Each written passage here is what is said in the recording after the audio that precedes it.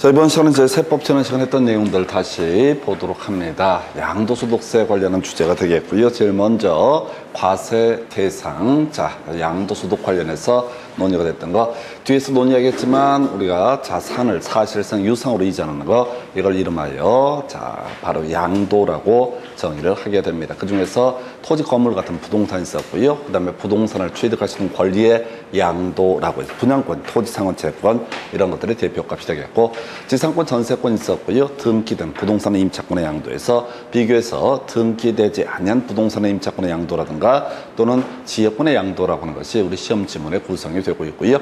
그 다음에 영업권의 양도라고 하는 것, 사업용 고정자산과 함께 양도하는 경우에 양도소득세 과세 대상, 그 외에 자, 지금 회원권의 양도라고 하는 것도 양도소득세 과세 대상이 되게 된다. 그래서 지문 가지고 보겠지만 사업용 고정자산하고 영업권을 분리해서 양도하는 것, 이것은 양도소득세 과세 대상이 아니다. 이렇게 봐야겠고요. 그 다음에 이제 논의했던 것이 양도의 정의, 채무 탕감이 있게 되면 이건 양도로 해석을 하게 된다라고 봅니다. 그래서 양도에 포함이 되는 거, 부담부 정의에 있어서 채무액에 상당하는 부분, 그럼 이 사람은 그만큼 빚이 줄어들기 때문에 이 부분에 대해서는 양도로 해석을 하게 된다. 그 다음에 이제 채무액 외 부분은 양도 아닐 테고요. 양도담보계약 그 자체는 양도의 법률에 포함되지 않는데, 양도담보계약 체결 후에 채무 불이행에 따라서 자산을 그 변제에 충당을 했다라고 하면 양도에 포함이 되게 된다. 그 다음에 이제 이혼에 따른 위자료 같이 손해배상에 가름한 과세 대상 자산의 이자는 양도. 그리고 따로 이제 기억할 만한 것 중에 하나가, 이혼은 뭐 큰 쟁점 안 되겠고 환지처분 요건 따로 이 감기가 필요합니다. 그 정도였었고요. 자, 그리고 나서 비과세 대상이라는 개념을 봐야 되죠. 그래서 주요 이슈, 농지 교환이라고 하는 것, 차익의 큰 편에 4분의 1 이하가 됐을 때 3년 이상 농사를 짓는다는 전제에서 이때는 양도소득세 비과세 대상이 되게 된다. 그 다음에 이제 국내 소재 1세대 1주택 관련해서 조정 대상 지역이 되게 되면 보유기간 2년 이상, 거주기간 2년 이상, 이에 대해서 조정 대상 지역, 외지역 같은 경우 보유기간 2년 이상이라고 하는 거, 이런 것들이 되겠고, 물론 이제 실질적으로는 보유기간, 거주기간의 배제라든가 1세대 1주택의 의미를 묻는 것들이 이슈가 됐었지요. 그래서 지금 우리가 주택이냐 아니냐라고 하는 것을 하나의 논의의 쟁점으로 삼게 되게 될 텐데, 자, 지금 검토해 볼 것이 주택수 계산할 때 상가하고 주택을 짬뽕이 된 복합 건물에 있어서 이거 어떻게 볼 것이냐라고 했을 때, 자, 상가의 면적이 주택의 면적보다 큰 부분, 그러면 그 부분은 주택의 범주에 포함되지 않는다. 같아도 상가 부분은 주택으로 해석하지 않는다. 이렇게 해석을 합니다. 그 외에 다가구 주택을 하나의 매매 단위로 해서 양도하는 경우 그 전체를 하나의 주택으로 본다. 그래서 9억 이하이고요. 원룸 같은 거 1세대 1주택 이런 요건을 갖추게 되면 보유기간 2년, 거주기간 2년 등의 요건을 충족을 하게 되면 요건 이제 양도소득세 비과세가 되게 된다라고 할 것. 그 다음에 많은 구성은 안 되는데 그냥 간단히 깔아주는 지문, 보유기간, 거주기간 규정의 배제라고 해서, 자, 일단 일반 주택은 1년 이상 거주하고 불가피한 사유로 이사를 가게 된다. 그 다음에 이제 임대주택 5년 이상 거주 이런 요건을 충족하게 되면 이 거주기간, 보유기간 요건 등 충족하지 않더라도 1세대 1주택으로 해석을 하게 된다. 이렇게 봐야겠고요. 자, 출국일로부터 2년 내에 양도하는 경우 이 역시 바로 보유기간, 거주기간 규정을 배제하게 된다라고 되어 있습니다. 그 외에 우리가 이제 그 조정 대상 지역에서는 2년 거주 요건을 충족을 해야 되는데, 조정 대상 지역 지정되기 전에 미리 매수를 했을 때 하고요. 그 다음에 또 하나가 임대사업자 했을 때는 거주기간 규정 등은 배제한다. 큰 이슈는 아직은 구성이 안 된 주제.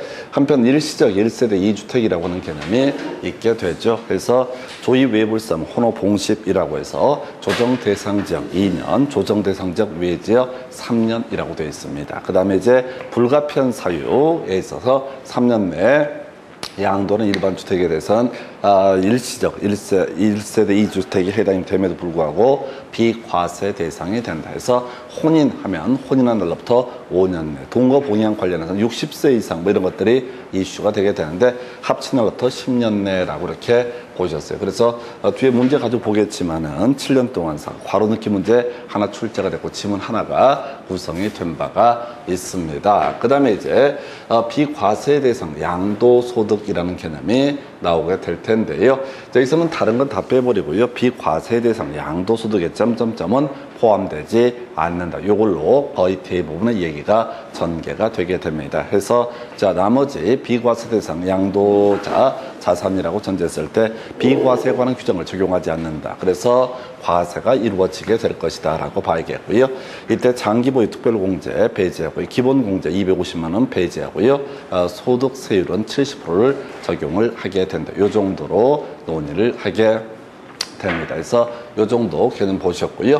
자, 이제 문제 가지고 살펴드리겠습니다. 자, 소득세법상 거주자의 양도소득세 과세 대상이 아닌 것은 해서 영업권의 양도라고 하는 거 사업용 고정자산과 함께 양도할 때는 이것은 양도소득세 과세 대상이 될 것이고 답 2번 환지처분 나와 있죠. 답 외우셔야 돼. 환지처분을 얼핏 보게 되면은 양도처럼 보이게 됩니다. 그런데 따로 이 소득세법에서는 양도의 범주에 포함되지 않는다 이렇게 되어 있고요.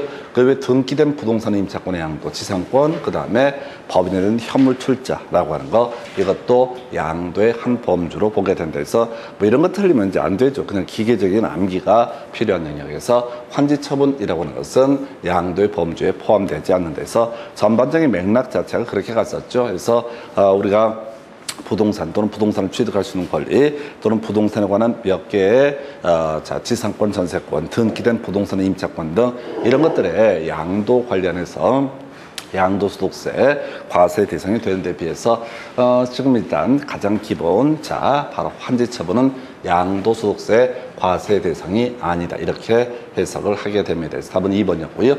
그 다음 문제 가서 검토를 해볼까요? 자, 소득세법상 거주자의 양도소득세 과세 대상이 아닌 것에 대해서 지상권, 전세권, 등기되지 않은 부동산 임차권에서 답은 4번으로 구성을 하게 됩니다. 그래서 등기된 부동산 임차권의 양도만 양도소득세 과세 대상. 그래서 이 회원권이라고 하는 것이 주식 등을 보유함으로써 다른 사람보다 우월하게 사용할 수 있는 권리. 이게 회원권에 관한 부분. 그 다음에 영업권은 사업용 고정 자산과 함께 양도했을 때에서 그냥 거저주는 문제 시리즈죠. 그 다음 문제 확인합니다.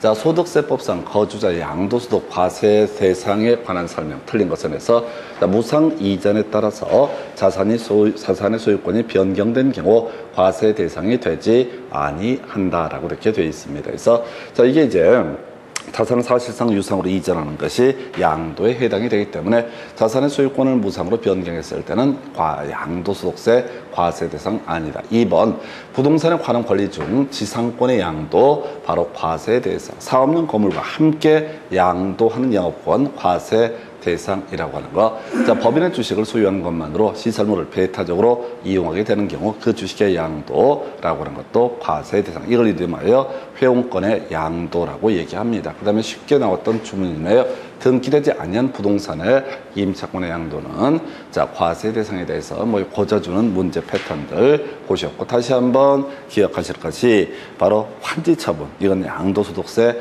과세 대상이 아니다. 이렇게 가게 됩니다. 그 정도고요. 그 다음에 이제 검토 드리게 될 주제. 소득세법상 양도소득의 과세 대상 자산을 모두 고르시오라고 이렇게 되어 있습니다. 그래서 기업권, 지역권이라고 하는 거. 이건 양도. 자, 지역권 자체가 양도할 수 없는 성질의 것이었었죠. 그래서 자, 우리가 다시 민법에서 요역지라고 하는 개념, 도움이 필요한 토지, 도움을 주는 토지를 승역지라고 하는 것. 지역권이라고 하는 것은 자신의 토지가 아니라 맹지 등이 됐을 때 이웃하고 있는 토지를 이용하기 위한 그런 권리를 지역권이라고 부르게 된다. 그래서 우리가 그 용익 물권 중에서 지상권이나 전세권이라고 하는 것은 양도할 수 있지만 지역권이라고 하는 것은 어떻다? 양도할 수 없다 이렇게 갔었죠. 그래서 자 지금 과세 대상 자산 아닌 게 지역권, 등기된 부동산 임차권 계속해서 나오고 있고요. 건물이 완성되는 때 그 건물과 이에 따른 토지를 취득할 수 있는 권리, 부동산을 취득할 수 있는 권리 한 예시가 될 테고, 요게 이제 의미상 분양권 등이 되겠지요. 그래서 분양권 등의 양도에 있어서도 양도소득세 과세 대상, 뒤에서 이 분양권의 양도에 따른 양도소득세 계산함에 있어서 지금 기준시가라고 하는 것을 볼 때 불프라고 해서 불입한 금액하고요, 프리미엄을 합산한 금액이라고 하는 거, 이렇게 가게 될 것이고요. 그 다음에 영업권 사업용 고정자산과 분리해서 양도라고 되어 있죠. 틀렸죠? 그래서 사업용 고정자산과 함께 양도했을 때 양도소득세 과세 대상이 될 것이고, 전세권은 당연히 양도소득세 과세 대상이 되게 된다. 그래서 자 쉽게 구성하는 문제 유형이에요. 그래서 지역권, 그 다음에 영업권 중에서 사업용 고정자산과 분리해서 양도하는 거, 이것은 양도소득세 과세 대상이 아니다 해서 두 가지가 아닌 게 두 가지. 따라서 지금 이제 양도소득세 과세 대상 자산의 이름 니은, 디귿, 미음에서 답은 2번 이렇게 구성을 하게 됩니다. 그래서 요 정도 개념 보셨고요. 자, 그 다음 문제 가서 살펴보시게 되면은, 자, 소득세법상 양도에 해당하는 것으로 옳은 것은 해서 이게 이제 한 두 번쯤 구성이 되게 되는데, 표현들이 좀 특이해서 힘들 수가 있겠어요. 그래서 민법적인 요소를 좀 알고 있어야지 소화할 수 있는 지문이 될 테고요. 일단은 양도의 개념이라고 하는 거, 자 바로 자산을 사실상 유상으로 이전하게 되는 거, 이게 바로 양도라는 개념이 되게 될 것이고, 이때 양도와 관련해서 쟁점이 되게 되는 거, 자 바로 채무 탕감 있게 되면 어떻다? 양도의 범주에 포함이 되게 된다. 이렇게 미리 전제를 삼아야 됩니다. 그래서 법원의 확정 판결에서 신탁 해지를 원인으로 소유권 이전 느끼를 하는 경우, 자 우리가 명신탁이라는 개념이 있게 됩니다. 그래서 자 신탁자라는 개념이 있을 테고요, 수탁자라는 개념이 있게 되죠. 그래서 기본적으로 명신탁, 약정, 무효, 등기도 무효가 되는데, 양도 담보, 가등기 담보, 신탁법상 신탁, 상호 명신탁 뭐 이런 것들은 자 특별히 실권리자와 등기 명인이 다름에도 불구하고 유효한 것으로 해석을 한다. 그래서 유효하기 때문에 뭐 할 수 있다? 해지라는 것을 할 수 있다. 그래서 원래 소유자, 누구 이름한테, 신탁자한테 다시 돌아가는 거, 이런 것은 양도가 아니다. 등기 명의만 바뀔 뿐이지 실질적인 권리공제 변동이 발생하지 않는다. 자, 2번 법원의 확정 판결에 의한 이혼 위자료로 배우자에게 소유권을 위전하는 경우, 이건 이제 그만큼 채무 탕감이 있기 때문에 양도의 범주에 포함이 된다. 외우셔야 돼요. 그래서 단순한 이혼에 따른 재산 분할 같은 것은 양도소득세 과세 대상이 아니다 이렇게 봤었고요. 위자료, 손해배상 대신에 현물로 넘겨주게 되는 경우, 그만큼 빚이 탕감되기 때문에 이때는 양도의 범주에 포함이 되게 된다. 3번 뭔 소리인지 모르겠고요. 4번 질문, 본인 소유 자산을 경매 공매로 인해서 자기가 재취득하는 경우, 이건 이제 저거랑 같이 관련되어 있죠. 갑소유의 X 부동산에 대해서 을 이루는 사람이 저당권을 가지고 있는 상태이다 라고 이렇게 전제를 하게 됩니다. 자, 그래서 갑소유 X 부동산은 을이 저당권을 가지고 있다. 자, 그랬을 때 지금 이제 이 문제 부동산을 병에게 양도하게 됩니다. 그랬을 때 병이 이제 소유권을 가지고 있는데, 자, 이 을한테 돈을 갚지 못해서 저당권이 실행이 되게 되죠. 저당권이 실행이 되게 되면은 이때 이제 문제 삼아야 되는 것 중에 하나가, 지금 이 사람이 경매 입찰을 할 수가 있을 것이냐, 할 수가 있다고 그랬어요. 원래 자기가 돈 빌렸으면 자 경매 입찰할 수 없는데, 자 지금 다른 사람이 저당권 설정한 상태에서 이렇게 취득을 했다면, 자 이때 경공매에 있어서 입찰할 수 있고, 그러면 이제 자기가 자기 것을 찾아오게 된다. 이런 식의 논리구조. 따라서 기존에 뺏겼던 부분에 대해서는 양도소득세 과세 대상이 아니다. 그 외 매매 원인, 무효 소유에 의해서 매매 사실이 원인 무효가 돼서 다시 환원이 된다. 가볼까요? 그래서 갑소유의 X 부동산에 대해서 을과 매매 계약 체결합니다. 어떤 이유로 해서 등기가 넘어갔는데, 이 계약이 민법 103조, 104조 위반 뭐 이런 식의 논리구조, 또는 강행법규 규정에 위반해서 이 계약이 무효 완료가 됐다. 그럼 다시 원점으로 돌리는 것. 내 거 내가 찾아오는 것에 불과하다. 근데 이건 이렇게 갈 것도 아니고요. 2번 얘기를 틀리면 안 돼. 왜? 그냥 답이 정해져 있으니까. 위자료 얘기 나오면 무조건 양도의 범주에 포함된다. 그래서 아까 무조건 양도에 포함되지 않는 것이 환지처분이 있었고요. 무조건 양도에 포함되는 게 위자료라고 하는 것은 양도의 범주에 포함이 되게 된다. 이렇게 그림을 잡아내야 돼. 이걸 쳐 읽고 이렇게 할 성질의 것도 아니고 읽어봐봤자 어차피 뭔 소리인지 몰라요. 그냥 답은 다 정해져 있어. 답은 정해져 있어. 그래서 미리 시험 공부하실 때 외워가지고 가야 돼. 공부도 못해. 실력도 없어. 법도 몰라. 근데 그거 시험장 가서 읽어봐. 뭐 하려고 그렇게 하시면 안 되고 그냥 답이 몇 개가 유형화 돼 있어요. 이게 왜 그런 건지 예를 들어서 3번 같은 건 이제 읽다 보면 죽어버립니다. 이게 왜 이렇게 복잡하게 일을 만들었을까라는 생각이 들 뿐이에요. 그래서 결국은 외우셔야 됩니다. 외우셔야 돼요. 그냥 학원 다닌다고 해결되는 문제 아니고요.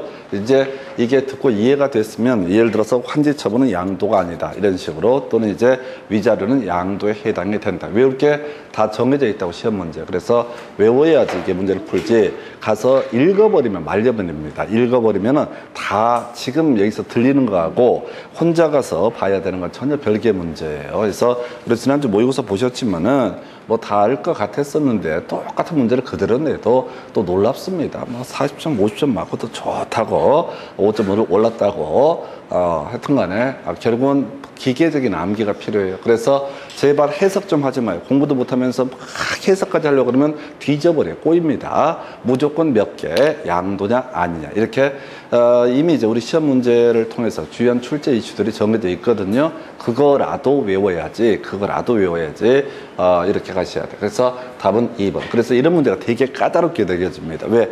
솔직히 이 중에서 알만한 건 2번 하나밖에 공부를 안 했어요. 근데 나머지를 뭐하러 쳐다봅니까? 쳐다보는 게 아니라 답을 외우셔야 됩니다. 그 다음 이슈 가서 살펴볼까요? 자, 지금 양도에 해당하는 중요한 거 나와 있다. 환지처분은 어떻다? 양도가 아니다. 자, 부담부성에 있어서 채무액에 상당하는 부분을 제외한 부분. 이건 양도 아니죠. 그래서 갑소유의 X 부동산에 대해서 을이라는 사람이 저당권을 가지고 있는 상태가 되겠습니다. 이 부동산의 가액이 1억이라고 치고요. 저당권자가 5천만 원을 대출을 바꿔준 상태다. 자, 그런데 이 사람이 이 문제의 부동산을 병이라는 사람에게 양도를 하게 된다. 증여를 하게 된다. 부담 증여가 되는 거죠. 그럼 병의 입장에서는 5천만 원 부분은 무상으로 취득을 하고 5천만 원 부분은 유상으로 취득한 꼴이 됩니다. 그래서 결과적으로 갑의 입장에서는 채무액에 상당한 이 부분에 대해서는 결과적으로 무상으로 이전했으니까 양도소득세 과세 대상이 아니고 나머지 5천만 원이라고 하는 거 탕감받은 그 부분은 어떻다? 양도의 범주에 포함이 된다. 그래서 자, 부담부 증여에 있어서 채무액에 상당하는 부분을 제외하는 부분이라고 하는 거, 이것은 양도가 아니다라고 이렇게 봐야겠고요. 3번 양도담보계약을 체결한 후 채무 불이행에 따라서 그 당의 자산을 변제 충당한 때라고 이렇게 되어 있습니다. 그럼 그만큼 빚이 탕감되게 되죠. 재산은 뺏겼지만 빚이 탕감되기 때문에 양도의 범주에 포함이 되게 된다라고 할까. 그래서 이걸 양도로 해석을 했었고요. 그러니까 이 중에서도 지금 1번, 2번, 3번은 계속 해왔던 얘기고요. 4번, 아까 이제 봤던 얘기죠. 매매 원인 무효의 소에 의해서 매매 사실을 원인 무효로 판시가 돼서 소유권이 환원되는 경우 본인 소유 자산을 경매로 본인이 취득한 이런 것들에 현혹되면 안 돼. 그냥 세 개 앞에 지겹게 해왔던 얘기들, 나머지들을 이게 골고루 보게 되면 가서 시험장에서 해석하시거든요. 그러면 안 됩니다. 그래서 자, 빚을 탕감받게 되면 그만큼 그걸 물어본다. 양도소득세 과세 대상이 되게 된다. 그래서 이렇게 해서 답은 3번으로 구성을 했었고요. 그 다음 문제 가서 살펴보겠습니다. 자, 소득세법상 1세대 1주택이라고 하는 거 비과세 규정 틀린 것은 이렇게 되어 있습니다. 그래서 자, 일단은 자, 이 문제에서 1번은 전혀 듣도 보도 못한 얘기. 자, 어떤 문제를 보면서 이게 아는 얘기인지 모르는 얘기인지 그건 분명히 스스로 판단할 정도로 공부를 하셔야 돼. 봐도 이게 아는지 모르는지 개판돼 버립니다. 2번 질문은요. 해외 이주, 자, 출국일로부터 얼마? 2년 내 양도하는 경우, 이런 경우 다 바로 비과세 대상이 되게 된다. 3번 1주택을 보유하는 자가 1주택을 보유한 자와 혼인함으로써 그럼 몇 년? 혼 5니까 5년 내 혼인한 날로부터 5년 내 먼저 양도하는 주택에 대해서는 비과세가 이루어진다 해서 조2 외불삼 혼호보험십 중에 혼인에 관한 주제. 그 다음에 이제 다가구 주택이라고 하는 것은 해당 다가구 주택이 구획된 부분별로 분양하지 아니하고 하나의 매매 단위로 양도하는 경우 전체를 하나의 주택으로 본다 해서 요걸 틀리게 구성을 했었죠. 그래서 요걸 이렇게 설명을 드렸던 바가 있습니다. 다가구 주택 관련해서 원룸이라고 설명을 드렸었고요. 이게 국내 소재 9억 이하다. 나머지 요건을 충족을 했다라고 했을 때 1세대 1주택에 해당이 되게 되면 이때는 비과세 혜택을 받게 될 것이다. 그런데 이제 이게 통매매를 하게 되면 1세대 1주택이 되게 될 것이고 이때는 비과세 혜택을 받을 수 있겠고 만약에 구획된 부분을 하나 별개 주택으로 등기가 되어 있는 경우에는 그때는 1세대 다주택자가 되게 된다 해서 요 4번을 틀리게 뽑았고요. 그 다음에 임차일까지 5년 이상인 경우 이때 비과세가 되게 된다. 일반 주택의 경우 1년 이상, 그 다음에 임대주택의 경우 5년 이상에서 이런 것들도요. 그냥 괜히 앞에 읽고 말고 할 성질의 것도 아니고요. 그냥 던져주는 얘기죠. 출국일로부터 2년 내 이런 식의 내용도 그냥 던져주는 내용이 되게 됩니다. 좀 특이했던 것을 가지고 4번을 구성을 했었고요. 그 다음 문제 가서 살펴보도록 하겠습니다. 조정 대상지역 외 지역에서 1세대 1주택 요건을 충족하는 거주자 갑이 단층 겸용주택이라고 되어 있습니다. 이렇게 양도를 했을 때 양도소득세 과세는 건물 면적, 토지 면적 오른 것은 해서 주택이 80제곱미터, 상가가 120제곱미터 1세대 1주택 요건을 갖췄으니까 이 주택에 관해서는 비과세 혜택을 받게 된다. 상가라고 하는 거 120제곱미터. 그럼 이제 얘는 상가 면적이 주택의 면적보다 크니까 120제곱미터는 양도소득세 과세 대상이 되게 된다. 이렇게 봐야 될 것이고요. 그 다음에 건물의 보수토지 800제곱미터라고 이렇게 되어 있습니다. 건물의 보수토지 800제곱미터. 그래서 이 800제곱미터 중에서 얼마? 비중을 따져봐야 돼. 이게 40% 그리고 이게 60%라고 되어 있습니다. 그래서 토지라고 하는 것의 면적 중에서 60%에 해당하는 부분은 상가에 귀속된 것으로 해석을 해야 되기 때문에 바로 건물 중에서 120제곱미터 그 다음에 토지 중에서 480제곱미터 60%에 해당하는 부분은 상가에 귀속되는 것으로 해석을 해서 건물 120제곱미터 양도소득세 과세 대상이 되고요. 토지는 60%인 480제곱미터에 대해서 바로 과세 대상이 되게 된다라고 해서 답은요 3번으로 구성을 하고 있습니다. 그래서 이렇게 해서 지금 이제 조금 새로운 유형의 문제 구성이 됐고요. 다 설명했던 내용들이에요. 그래서 이게 다 풀려야 돼요. 그래야지 다 풀리면 그게 외워진 거고 안 풀리면 본인이 안 외우신 겁니다. 노력하셔야 돼요. 그래서 다시 우리가 상가 50%, 주택 50% 이렇게 하면 다시 주택 51%, 상가 49%부터 갑시다. 전부를 1세대 1주택으로 봐서 양도소득세 비과세가 된다. 근데 주택 50%, 상가 50% 이렇게 하게 되면은 50대 50이 되면 50% 부분, 주택 부분은 1세대 1주택 요건을 갖췄을 때 비과세 혜택을 받게 될 것이고 나머지 상가 부분은 양도소득세 과세 대상이 된다. 근데 이 그림처럼 상가가 60%, 주택이 40%가 되게 되면 상가, 주택 부분은 어차피 비과세가 이루어지겠지만 상가 부분은 다 바로 양도소득세 과세 대상이 되게 된다. 이렇게 그림을 잡습니다. 그래서 답은 3번으로 구성을 해봤었고요. 해서 이 정도까지 해서 바로 1세대 1주택 관련해서 비과세라는 혜택, 비과세 혜택을 판단 전제 하에서 논의했던 개념이 이 정도 이렇게 되게 됩니다. 그래서 시험 문제 답은요 3번 이렇게 구성을 했고요. 그 다음 문제 가서 살펴봅니다. 소득세법상 거주자의 양도소득세, 비과세 등에 관한 설명. 옳은 것을 고르시오. 뒤만 봐. 출국일로부터 얼마? 2년이 된 날에 양도하면 비과세가 된다. 그래서 3년 했으니까 틀리게 구성이 됐고요. 2번 지문 끄트머리 봐야 돼. 그렇게 외워달라고 했다고. 미등기 양도자산에 해당하지 아니한다. 미등기 양도자산에 해당하지 않는 다 맞는 편이라고 지난 시간에 뒤지게 얘기했어요. 이 6개가 되는 것을 절대 외울 수 없다고 그랬어요. 미등기 양도자산에 해당하지 않는 것, 시험에 내릴 수 있는 게 5개가 있는데 무조건 다 어떻다? 미등기 양도자산에 해당하지 않는다. 외우셔야 된다고요. 미등기 그러니까 지문을 앞에서 보게 되는 순간 실력 없어. 근데 지문을 앞에서 봐버려. 멘붕이 와버려. 멘붕이 오면 작살나게 됩니다. 뒤를 보라고. 미등기 양도자산. 이게 지금 5개가 계속 번갈아 가면 출제가 될까. 뭐가 나올지 전혀 알 수 없어요. 뭐가 됐든 간에 미등기 양도자산에 해당하지 아니한다. 비슷한 맥락에서 우리 그런 거 있었잖아요. 건축법 하실 때 바닥 면적에 산입하지 아니한다. 건축 면적에 산입하지 아니한다. 적용 의무라고 하는 거 다 없었죠. 물류시설을 제외하고 해서 뭐 하나라도 외우셔야 돼. 그러니까 미등기 양도자산이라는 주제가 나오게 되면은 무조건 어떻다? 미등기 양도자산에 해당하지 아니한다. 이걸 외우셔야 된다고. 자, 책을 보시면서 여기서 뭘 외워야 되나 이렇게 기억을 계속해서 그 몇 개를 외운 다음에 시험장 가서 지문 5개를 보면서 분석을 하게 되는 게 아니라 자기가 외웠던 그 몇 개를 딱 캐치를 하잖아요. 그럼 나머지 지문이 저절로 이해가 됩니다. 그래서 그렇게 해서 2번 지문 미등기 양도자산에 해당하지 않는다. 오른편 한번 좀 이따 더 나와요. 2번 지문 자 6개월간 거주한 1주택을 양도하면 비과세 틀렸죠?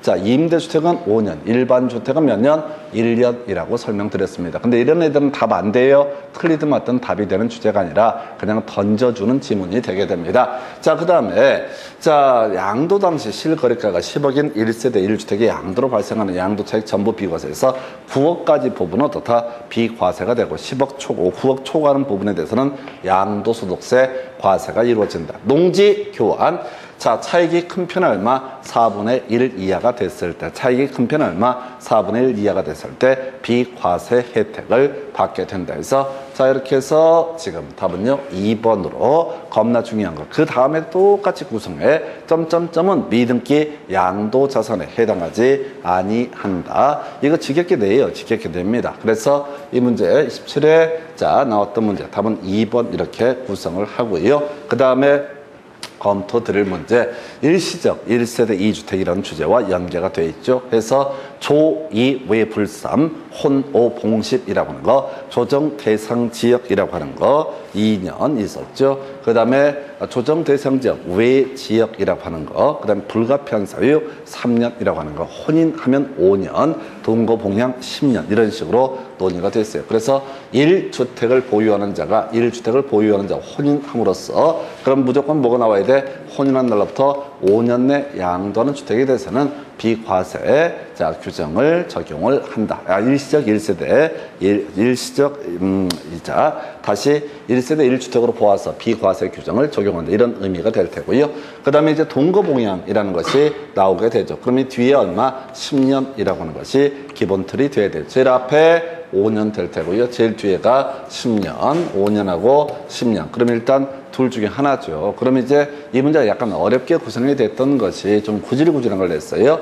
자, 1주택을 보유하고 1세대를 구성하는 자가 1주택을 보유하고 있는 55세 아니고요. 60세 이상의 직계 존속, 괄호 열고 직계 존속 중 어느 한 사람이 60세 미만인 경우를 포함한다라고 해서 자, 요렇게 해서 동거 봉양하기 위해서 세대를 합침으로써 1세대가 2주택을 보유하게 되는 경우 합친 날로부터 10년 내에 먼저 양도하는 주택은 1세대 1주택으로 본다. 그래서 비과세 혜택을 받을 수 있다 해서 조2 외불삼 혼오 봉십이라고 하는 거 조2 외불삼 혼오 봉십이라고 하는 거 외우셔야 돼요. 해서 멀뚱멀뚱 있어서는 안 되고 조2 외불삼 혼오 봉십이라고 하는 거 요렇게 논의를 잡게 됩니다. 그래서 자 그래서 시험 문제 답은요 5번 이렇게 보셨고 그 다음 주제 살펴드립니다. 자 소득세법상 미등기 양도자산 자 이게 27회 때 구성이 됐었고 29회 때 다시 출제가 됩니다. 그럼 미등기 양도자산은 점점점 해당하지 아니한다. 이거 딸랑 하나만 외우면 돼. 해서 답 몇 번? 2번 이렇게 구성을 하게 되는 거예요. 답이 다 정해져 있어. 제일 미련한 인간 이걸 갖고 막 6개를 외우고 이런 것보다 그냥 무조건 미등기 양도자산에 해당하지 아니한다. 이걸 외우셔야 된다고 해서 종류가 엄청 많아서 지금 총 나올 수 있는 게 5개가 되게 되는데 뭐가 나올지 몰라요. 그래서 5개를 외우는 것보다 미등기 양도자산에 해당하지 아니한다. 요걸 외우셔야 된다. 요렇게 얘기합니다. 그 다음에 이제 1번 미등기 양도자산에 대해서 자 비과세에 관한 규정을 적용할 수 있다 해서 틀렸죠. 미등기 양도자산은 양도소득세 과세 대상이 되게 된다. 자, 그 다음에 기본공제 적용할 수 없고요. 장기부의 특별공제 적용할 수 없고요. 자, 4번 같은 건 말도 못하기 어려워. 자, 양도소득세율이 70%다 이런 얘기인데 숫자를 맞게 해줘가지고 헷갈리게 만들어요. 그러니까 이게 자꾸 생각을 하면 안 되고요. 여기는 딱 답이 정해져 있어. 미등기 양도자산에 해당하지 않는 거 5개. 그러면 앞으로 문제가 나올 때는 빠네요. 박스 딱 써놓고 다음 중 미등기 양도자산에 해당하지 않는 것끼리 연결하는 것은 뭐 3개면 3개 다, 4개면 4개 다 이런 식으로 5개면 5개 다 어떻다 미등기 양도자산에 해당하지 않는다. 이걸 외우셔야 된다고. 이걸 하나 뭐 세율이 어쩌고 저쩌고 그래서 이게 왜 틀렸다 이런 게 중요한 게 아니라고요. 그거 해봤자 아무 쓸모도 없잖아. 어차피 돌아서면 또 잊어버릴 건데 10분 20분 지나면 다 잊어버려요. 그냥 맥락을 보셔야 돼. 루틴이 딱 정해져 있잖아요. 제가 27회자 28회 29회 수업할 때도 항상 이런 식으로 얘기한다고. 이거 다 필요 없고 이 파트에서 아까 미등기 양도자산 관련해서 해당하지 않는다. 이거만 외워두시라. 뭐든 다 포함되지 않는다. 그래서 또 게이츠 하나 막 외워요. 막 외워갖고 또 읽어보기 시작해. 그러다가 4번 같은 딱 꽂혀버려. 100분의 70 맞구만. 아니 산출세계 100분의 70이 되는 거고 이건 말을 꽈놨잖아요. 산출세계에다 또 100분의 70을 곱해가지고 말 자체가 안 된다고. 그래서 이 시험 문제가 어렵다 쉽다 이게 문제가 아니라 공부하는 자세 자체가 틀려먹은 거예요. 이거 그 100분의 70이고 뭐고 이런 거 현혹되게 돼 있어. 무조건 당하게 돼 있어. 100분의 70에 완전 삐리 꽂히게 돼 있어. 나중에 양도소득세율 중에 유일하게 외우는 게 100분의 70 하나 외우거든. 그러면 백발백중 다 틀려요. 백발백중 70 맞다고 못해갖고 작살납니다. 그래서 무조건 뭐라고요? 이걸 외워야 된다. 미등기 양도자산에 해당하지 아니한다. 이걸 외우고 들어가야 된다고요. 나중에 비사업용 토지에 해당하지 아니한다. 이런 명제가 나중에 양도 차익 얘기할 때 다시 구성해. 똑같은 문제 유형이에요. 30회 때는 바로 비사업용 토지에 해당하지 아니한다. 이런 주제들이 이슈가 되게 됩니다. 그래서 결국은 위치가 전혀 다르긴 하지만은 맥락은 똑같이. 그래서 이렇게 생각하셔야 돼. 출제위원들이 우리 수험생이나 학원 강사처럼 공부해서 내는 게 아니라 쓱 법정 대충 보고 나서 대강 구성을 하게 됩니다. 그러면 똑같은 맥락에서 자 나중에 비사업용 토지에 해당하지 않는 것을 모두 고르시오. 그러면 읽어보고 말 것도 없어. 공부를 똑바로 했으면 무조건 다 비사업용 토지에 해당하지 않는다. 미등기 양도자산에 해당하지 않는다라고 하는 거야. 그러니까 부끄러운 줄 알아야 돼요. 똑같은 문제 유형인데 읽어봐. 읽는 순간 작살납니다. 읽을 시간에 몇 개 되는 그 알량한 몇 개 되는 그 지식을 외운 다음에 자꾸 그걸 대입하는 훈련을 해야 되지. 이 2개 지금 나왔는데 낼 수 있는 게 3개가 더 있어. 그걸 어떻게 외울 거예요? 2개도 못 외우는데. 아니 그렇잖아요. 2개도 못 외워. 2개 시험에 나왔던 그대로 해도 못 풀어. 그러니까 자기 수준에 맞게 최대한 맥락을 잡아서 그냥 찍고 간다고 생각하셔야 돼. 안 그러면 이게 양이 너무 많아져서 죽습니다. 사람 힘들어서 해서 답은 2번 이렇게 보셨고요. 자, 그 다음에 이제 검토 드릴게 소득세법상 농지 등에 관한 설명 틀린 것을 환장하는 겁니다. 그래서 자, 이거가 30회 때 이제 구성이 됐었구나. 환장하는 거예요. 읽다가 막 초토하고 난리야. 그래도 어떻게 또 그 여행수를 바라고 읽기 시작하지. 여행수를 바라고 있기 시작하는 거예요. 그 대가리 진짜 나쁜 겁니다. 이거를 돈을 줘도 1분 안에 때려 죽여도 못 외운다고, 못 읽는다고. 그런 방법이 없어. 어떻게 봐봐야 돼? 자, 수로 등의 농도제 사용되는 토지를 포함한다. 그래서 주어, 농지란 잘 모르겠는데 등등등을 포함한다. 뭐 대충 이제 감 잡히는 거지. 이건 기본 정의이기 때문에 답을 뽑아낼 가능성이 없어요. 2번째 보니까 뭐라고 되어 있는 거야? 끄트머리. 자, 가액이 차익이 큰 편에 얼마? 4분의 1 이하. 3년 이상 경작하게 되면 어떻다? 비과세 되게 된다. 이건 알아야지. 이건 인간적으로 알아야지. 근데 앞에서부터 읽기 시작하면 죽어요. 죽어버려. 대충 보는 거야. 그러니까 공부를 했으면은 3년도 보이고 4분의 1도 보여요. 공부를 안 하면은 그날 가서 공부를 처음 하는 거야. 막 읽어 쳐 읽기 시작해. 작살납니다. 절대 읽지를 못해요. 그래서 농지의 교환, 아니 이거 뭘 몇 색칠래 그냥 계속 교환, 차익이 큰 편은 얼마? 4분의 1 이하가 됐을 때, 이때 바로 비과세한다. 요거 하나 알 수 있는 거야. 그 다음에 자 보니까 비사업용 토지에서 제외한다라고 돼 있죠. 뭐라고 써 있어? 몰라. 처음 나왔으니까 비사업용 토지에 해당한다라고 돼 있죠. 이런 게 나와 있고, 그 다음에 이제 공부상 등재 현황에 의한다라고 돼 있어요. 자, 일단 5번부터 설명을 드릴게요.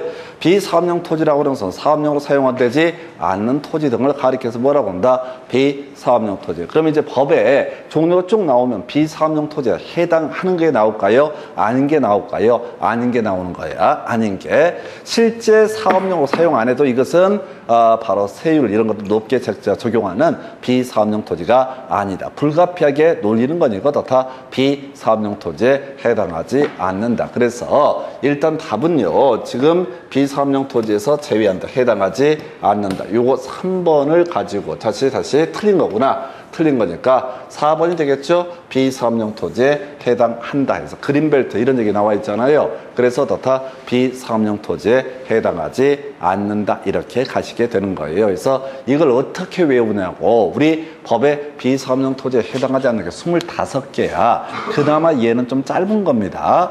그 안에 막 10줄 넘는 것도 있어요. 말도 못하게 길게 깔려 있다. 그래서 이런 문제는 사실 거의 풀 수가 없고요. 5번 지문은 우리가 재산세, 양도소득세일 때 다 같이 적용되는 개념이에요. 그래서 어떤 토지의 활용도 이거 실제하고요. 공부상 현황 뭘 기준으로 할 거냐. 당연히 모든 건 실제 현황을 기준으로 판단을 해야 됩니다. 근데 실제 현황이 불분명한 경우가 있다. 즉 국세, 세무 관련 공무원들이 도대체 알 수가 없다. 나가보는 게 아니기 때문에 그때는 어떻다? 공부상, 등재 현황에 따른다. 이런 식의 논리구조. 자, 여기서는 굳이 건드린다면 다시 문제를 구성한다면 몇 번? 2번 지문에서 외운 거 잘하는 거, 외운 거 잘하는 거야. 자, 외운 거, 그나마 외운 게 뭐야? 농지 교환에 있어서 차이의 큰 편의 4분의 1 이하가 되게 되면 어떻다? 이것은 농지의 범주 어떻다? 해당하지.